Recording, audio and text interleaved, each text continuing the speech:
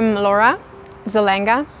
I'm from Germany. I am 27 years old and I grew up in a small town in the south of Germany with my parents and my 4-year younger sister. Pretty much I think you can say I grew up in hammocks and tree houses, reading every book I could possibly find anywhere. Really, I was drowning in books and I loved it. The only other thing I think I was really passionate about during my childhood was gymnastics. People always ask me if I'm a dancer. I'm like, no, but I did gymnastics for a very long time. But I never clicked with anything really till I found photography. And then I just was addicted and it never stopped, and I'm happy it never stopped. I applied for some photography schools when after I was done with school, and I didn't get in with any of them. I was really sad.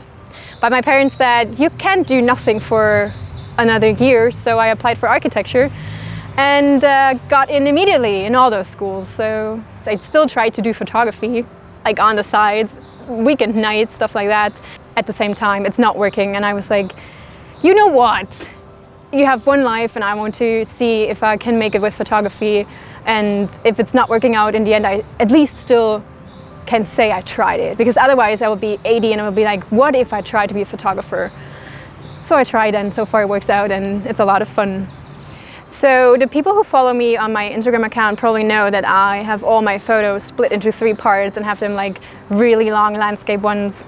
I've always loved photos being horizontal, being really like landscape photos, because this is the way we see. I mean, we don't see upright. Our vision is really like wide, and this is why I think stories are easier to be told. This is why cinema is like super wide. Stories are often like told in a wide angle format. So this is why I always chose it for my photography, and also wanted it to be on my profile like that. So far still, I'm not giving in and saying I like it, and it's me over the algorithm. I really like how photography changed my way of seeing the world, of looking. I think one way to separate yourself from others is by putting a lot of yourself, of what really drives you, about your passion, about things really from your personal life into your photos, because obviously every concept could be done by someone else, but nobody can tell your story. Nobody's inside you can really tell it from your perspective, and I think this is a big chance to make photos more into your photos and give them something that is maybe different from what everyone else is doing. So I was shooting with Nikon for 7 years, I think, and now recently switched to Sony and work with the A07R2 now. Really loving like the new feeling of having like a really light and tiny body, and also for like taking all the self-portraits, it's awesome to have like your phone being the remote control and you can see what you're doing. That was a whole new step for me, being like, because normally I started out with having like a remote control, or not even a remote control, just having a camera somewhere sitting and running back and forth, and then the next step was like having a remote control, and now I'm using my phone and I can just see what I do, and that was like a little magic thing happening to my life, because now I can really like, I don't even have to run back and forth. One that is really important to me is one where it was a day after I shaved my head and went bald, and it was a big donation thing I did for animal equality. And it's a photo of me just sitting on it, like you can see part of a table, and I have like my arms around my head, and it's like a bald head, and just straightly looking into the camera. And it's just pretty honest and a nice memory to me, and it's like marking a step into a new phase, I'd say.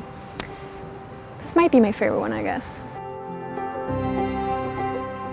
Big topic for me has been mental health, because I was suffering depression for quite some years, and I think one massive point for me suffering more was that I didn't know a lot about it, and I always thought you can only have a depression if something really bad happened to you, but this is not how it works. It can just happen to you because it's an illness. And I think if you think I can only have a depression because something bad happened, but nothing bad happened, then you just search for the mistake in yourself, and you just think you are wrong, you're off, it's your fault.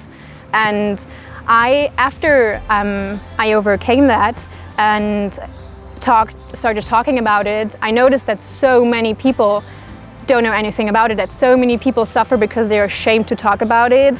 And I think if it's that easy to help someone by taking that shame away from a topic, why wouldn't we do it?